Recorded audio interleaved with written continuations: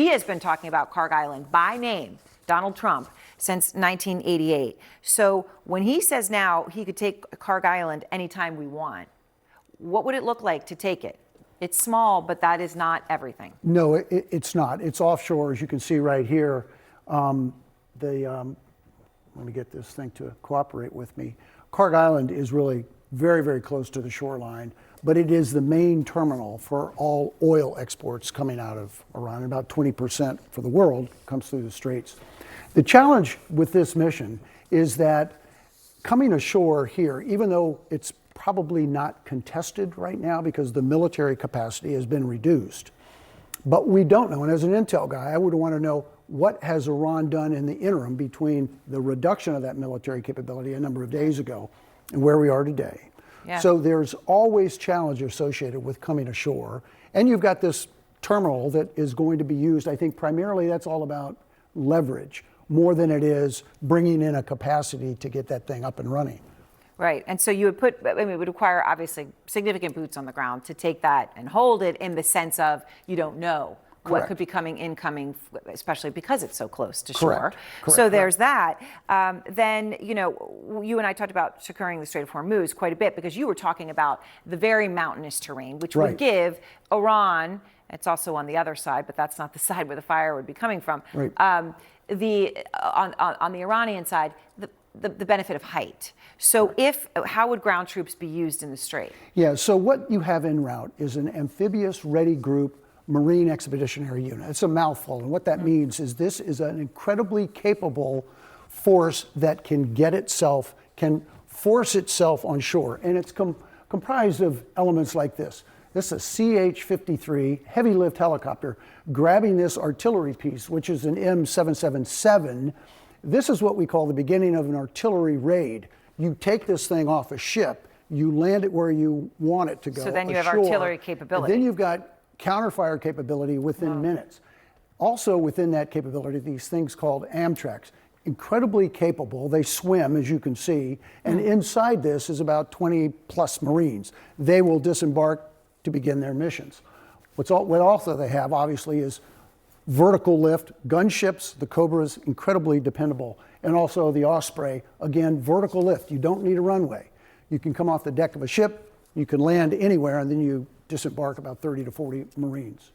Okay, so that's what so they would be able to move quickly, although obviously when you meet with resistance, there is a risk of real loss of life, and also how do you get offshore once you get on, as you mentioned a moment ago in our conversation.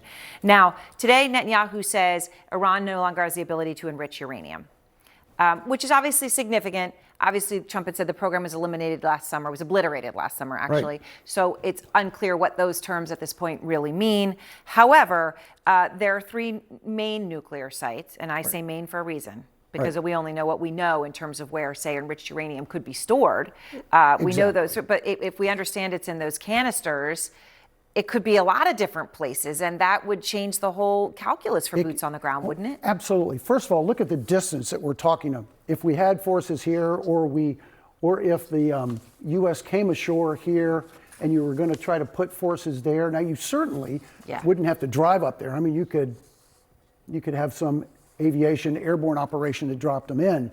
But the challenge is, these are monstrous facilities, and to your very point, the enriched uranium isn't necessarily here. It could be dispersed into military compounds, into somebody's backyard, into a garage, underground facilities, which are all along the mountains here. So if you get there, and let me show you the significance of this. This is Natanz. This is a monster facility. This would eat up ground forces. Marines would have to guard intersections. They'd have to be here. They'd have to go into each one of these buildings. Is anything there? Right. And then once they get in a building, they don't know what they're looking at. You have to clear it. You have to. Then there's what's underneath it, and then there's the other ones. Who's going to come in and say, "Yep, that's radioactive," or "No, that's inert"? I mean, that takes other experts to have to be a part of this endeavor. Yeah. We did this in Iraq, the sensitive site exploitation mission. Yeah. We did this in the early stages of Iraq. We found all those sites. It became very, very difficult. And every time we got one, we put experts in there to determine this equals something, this equals something. Painstaking and excruciatingly time-consuming. And detailed, yes, ma'am. When we talk about this mission to keep the straits open or to reopen them, they're not open right now. One of the things that Dan Kane, the chair of the Joint Chiefs, the general, told us the other day was that they are introducing now 2 new weapons here. The A-10 Warthog, this close infantry, close support fighter jet, is now flying missions over the strait, as well as Apache helicopters. What is the introduction of these 2 aircraft? What does that do to the conflict? Well, thank you, John. Well, this significantly increases our ability to attack small targets. So they're probably going after the thousands of small speedboats that the Iranians have on the coastline. I mean, you're talking about a 1,000-mile coastline. That's the entire west coast of the United States, from California to Washington State. And so the A-10 is an incredibly capable air-to-ground weapon, as is, of course, the Apache helicopter. And so this means that they've gotten the capability now to go after the smaller targets. Probably can also go after some of the launching sites for perhaps cruise missiles and other missile sites. And they can also go after small boats that are trying to lay mines and whatnot. So it greatly increases the capability of the United States to interdict small targets. So we have the A-10 and we have the Apache flying over the straits now in some capacity. Alex, what does that mean if there is now this new mission to open the straits? What does that tell you about the state of play? I mean, it speaks to mission creep. There's really no other way to describe it at this point. The White House and the Department of War laid out very clear, goals that had to be rectified a little bit. But essentially, it's, going after the missiles, the drones, the associated industrial base, the Navy, potentially the nuclear program. And obviously, we saw the decapitation strikes, who were largely the security leaders responsible for the deaths of the protesters. That was a 3 to 5 week mission, very clear set of targets that were defined by U.S. Central Command that they're working through right now, what we call an air tasking order. But this is a new military mission with new objectives here. So the president has tried a few things. There were strikes on Kharg Island that resulted in counterstrikes in infrastructure in the region. The Israelis struck the Pars gas field, which is right here, that then led to a retaliatory strike. 17% of Qatar's liquid natural gas is gone. $20 billion plant could take 3 to 5 years. So that didn't work. At this point, it looks like additional military forces are going to be needed to free this up. Okay, you brought up Kharg Island here. I want to show people again where this is. This is the island. It's toward the north of the Persian Gulf here. This is where there were airstrikes the other day.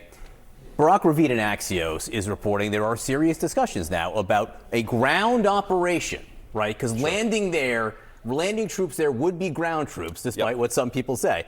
A ground operation on Kharg, either occupied or otherwise. What would be needed for something like that? Well, so what we're seeing now is several thousand Marines have been activated from Marine Expeditionary Units. Just for context, there are no infantry divisions or armored divisions, either from the U.S. Army or U.S. Marine Corps, that have been activated or mobilized. And Iran itself is a country of 90 million people that's extremely mountainous. We're not going to see a major ground invasion based on the force posture we see right now, but it is possible that those Marines could be used in amphibious landings here or to hold territory, as Kharg is 90% of Iran's oil basically flows to there for loading.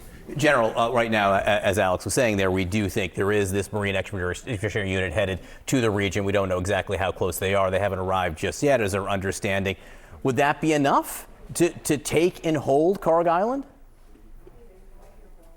I think that probably would be a suitable mission for them. You're talking about 2,500 Marines with an air component. But the problem, of course, is once they get on the ground, it's a small island. It's only about 7.7 square miles. And it's probably lightly defended.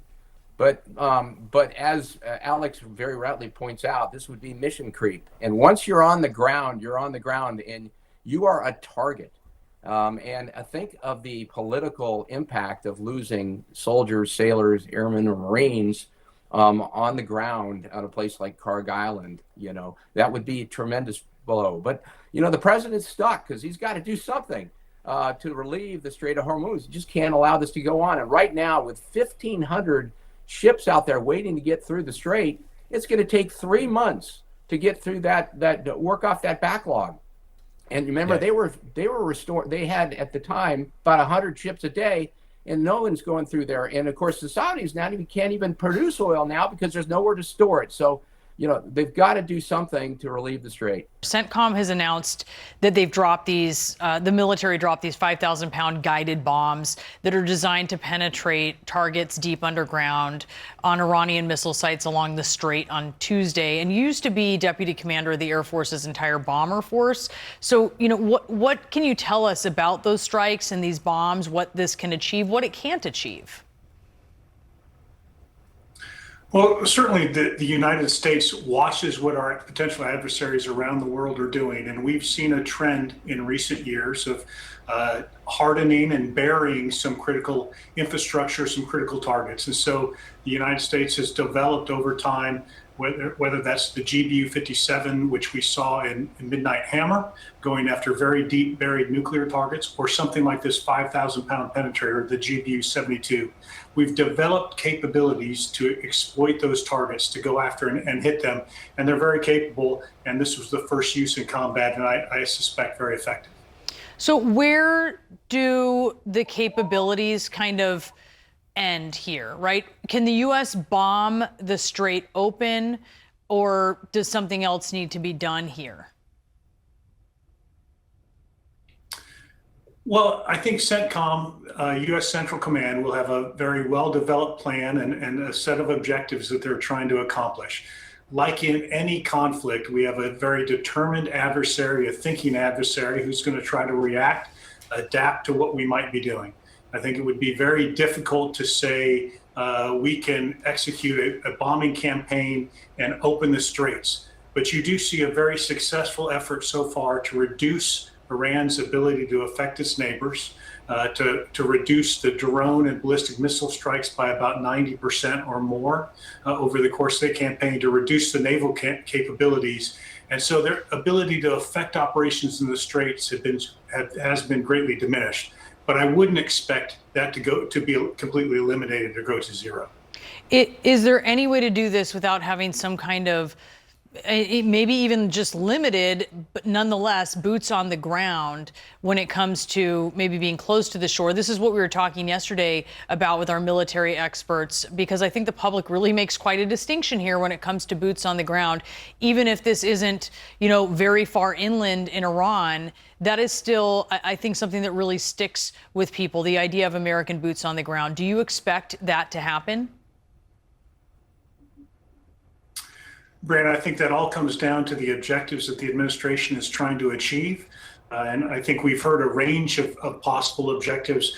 I would say if we're looking to do some type of regime change, if we're anticipating that the leadership in Iran is going to turn over and a new regime come into place, that would be incredibly difficult given the current restraints against having boots on the ground. But I would again emphasize that we've seen a dramatic decrease in the amount of Iranian attacks and their ability to influence the region. They still can get a drone through, they still can get a missile through on occasion, but CENTCOM is continually going after that and trying to bring that level down to a great amount. Can the strait be secured without boots on the ground?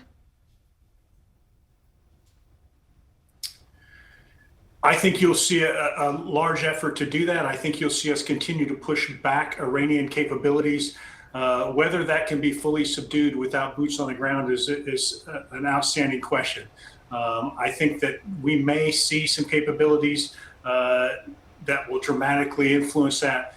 But to say that we could eliminate Iran's ability to shut the strait down without boots on the ground is an open question. They're 5,000-pound deep penetrator munitions on hardened Iranian missile strikes near the Strait of Hormuz. We don't know the exact locations.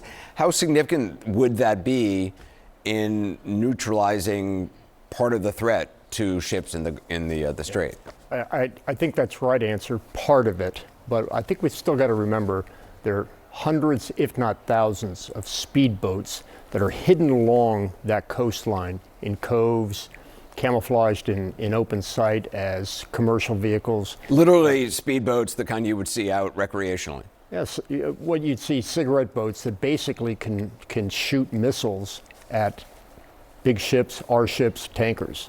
So until we can eliminate that threat, I still think we're not going to be considered militarily successful through the strait, and the commercial success won't be for a while. I mean, with the USS Cole, we saw what one speedboat like that can do to a vessel. You know, tankers are much, much larger. During the tanker war, it took 3 or 4 different hits on a tanker to sink it.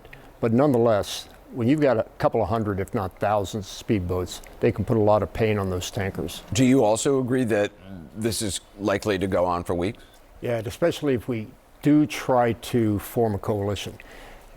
It's important to understand that we don't have nearly the capability to bring up the mines, to escort the tankers, to escort all the equipment that we did in the first tanker war. We've got about 50 helicopters that can spot them, but we only have 4 boats, 4 entire boats in the Navy that can actually do mine countermeasure. Huge numbers, probably 10 times that amount in other countries, especially among the Europeans. We can't open the Strait of Hormuz. Is that because we just haven't put much emphasis on mine clearing? Yeah, I had a Navy guy tell me the other day that the last thing a surface warfare would ever want to do is work in a wooden hulled boat, and those are wooden hulled boats to avoid the magnetic signatures. Wow. Just in general, what are you watching right now? Like, what should people be watching? To me, we've got to understand that the Iranian government is not fighting a war, they're fighting a resistance. And in a resistance operation, you win by not losing. And they think we're losing by not winning.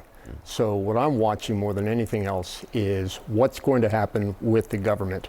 Are they going to fight, or are they going to resist to the last man? I think that's why Brett says this is going to take at least 3 weeks, but the enemy has a vote, and they may want to drag this out as long as they can. In a sense, is the U.S. fighting an insurgent? They're fighting in very many ways the standard insurgency tactics, which is you've got the watches, we've got the time. Right. We're not going to put long duration boots on the ground presence in Iran. I don't think that's ever been an objective in terms of the strategy going, from the outset of this campaign. So I do believe that the Marines coming in are going to provide Commander CENTCOM some great agility in terms of potentially going after some of those shore-based or onshore or nearshore based locations that can threaten into the Strait of Hormuz and also into the Gulf of Oman as you're entering from the east. But I don't believe we'll put them on the ground for a long duration of time.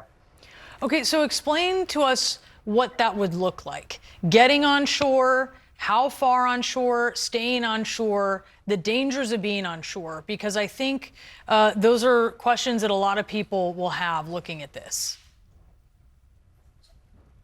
Yes, so the capability that's coming in with the Marine Amphibious Ready Group, they have the Osprey, which is a tilt rotor aircraft, and I think most are familiar with now. So they have that means to get on shore. They also have landing craft as part of their as part of the element coming in terms of for infiltration and exfiltration onshore, over the beach type operations. So there's a lot of capability there. So the options of getting onto land, that would typically be for a short duration operation. The Marines historically, you set aside Iraq and Afghanistan are long, multi-decade wars. The Marines typically go in to establish a lodgement or a beachhead to support for follow-on forces. So absent of that, because we don't have any indication that there are follow-on forces coming in, I could see them supporting going after potentially weapon storage sites that maybe have not been able to get completely eliminated, from the air.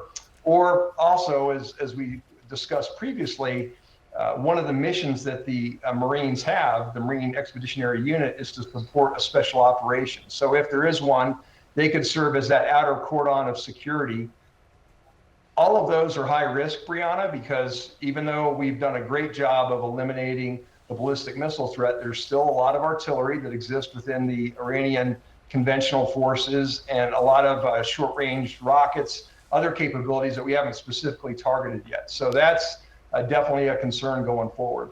So, and I hear what you're saying, that this might be limited. They might not be that far on shore, but that would be troops on the ground. Would that fundamentally change the nature of this war? Because certainly in the eyes of the American public, it very likely will.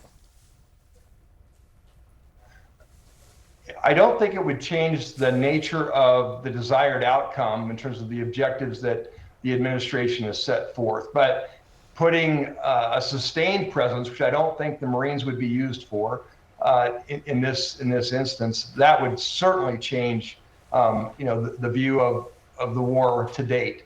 But I don't believe that that's going to be the intent of how the Marines will be used. If in fact, decisions made to even put them on shore, it could be. I think they have 5 to 6 more days before they're actually in the vicinity of the Gulf of Oman. If that's where they end up deploying to, that it could be a situation where the operational environment has changed to the point where they don't need to be used on shore. So that's the kind of the agility and flexibility that I believe Commander CENTCOM, on behalf of the National Command Authority, wants. Can the U.S. secure the Strait of Hormuz, get oil flowing through that region, besides just Iranian oil, without what you're describing? Well, they can. We have air superiority right now. We have the ability to continue to engage locations where we believe Iran can deploy, whether it's drones or short-range ballistic missiles, long-range artillery, and even the fast boats that we talked about. So we have the capability is moving in. The littoral combat ships that replace the countermine frigates that we had there prior to the new year, as we discussed, CENTCOM does not have the number that they would optimally like to have, certainly. So it's going to be far more challenging, and that's why allies and partners coming in to support freedom of navigation is so important. And it sounds like right now, I'm sure there's still work going on behind the scenes, but right now there's not a lot of nations signing up to support, absent of the Gulf states that are already committed just by virtue of it's their commerce that needs to flow both in and out, through the Gulf of Oman and then, of course, into the upper Persian Gulf. We have built a system of alliances over the last 80 years that has worked brilliantly for the United States of America. And as Winston Churchill once said, the only thing worse than having allies is having no allies. And we went into this war without consulting our allies. So the Trump doctrine, in a way, is move fast and break things. And that doesn't allow us to work with our allies. So what are our allies feeling right now? Well, if you're Europe, you're worried about Russia. You're worried about them but the hybrid attacks they're making into Europe right now, and the fact that now we've lifted the oil embargo, so that's providing money to them. Also, our THAAD and Patriot missiles are now being used up that Ukraine can't use. They're not being consulted. And Asia feels the same way. 70% of their oil comes through the Straits. The Japanese weren't consulted. The South Koreans weren't consulted. And now we're sending forces, the 31st Marine Expeditionary Unit from Okinawa to the Mediterranean, to the Gulf, which means that all those forces that we had to protect them against China are not being used there, but being used in the Gulf. So our allies now, and then we're going to ask them to participate in this. And no wonder they are worried about that, because we have not put the work in previously to bring our allies into this. So it worries me that we're going to go into this with just our Israeli allies and not as part of a large coalition, which again would mean difficulty going forward. Remember, the enemy gets a vote, and their vote is that we have a clock, but they have the time. And I think it's going to be very difficult to end this thing quickly. Secretary Hegseth, actually, he spoke at the beginning of the war, and he was complimenting Israel and really kind of putting down past allies, particularly European allies who had worked with America. He was talking about the importance of capable partners compared to, quote, our traditional allies who wring their hands and clutch their pearls, hemming and hawing about the use of force. I wonder what your read is on that, for maybe what the administration was expecting to need in terms of help from Europe, and also how that kind of talk affects the dynamics here.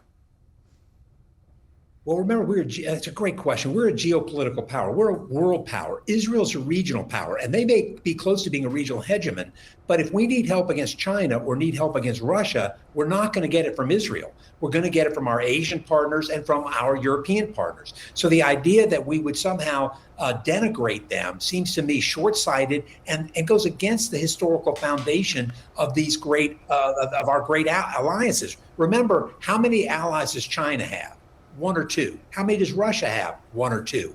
How many does Iran have? 1 or 2. We have dozens and dozens if we use them properly, but we have to respect what they want. So it worries me when Secretary Hegseth makes these pronouncements that denigrate these great allies who have, by the way, who have died for America in Afghanistan.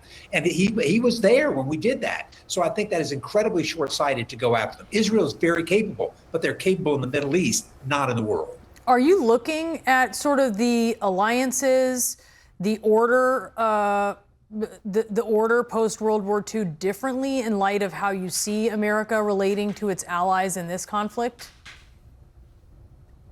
I think so, because I think we look at what they put in after 1945. We went into World War I and then and won that war, and then left Europe. And look what happened with that vacuum of power. Another world war came. After World War II, we created these series of alliances that served the United States incredibly well, served us best of all, not just militarily, but also economically.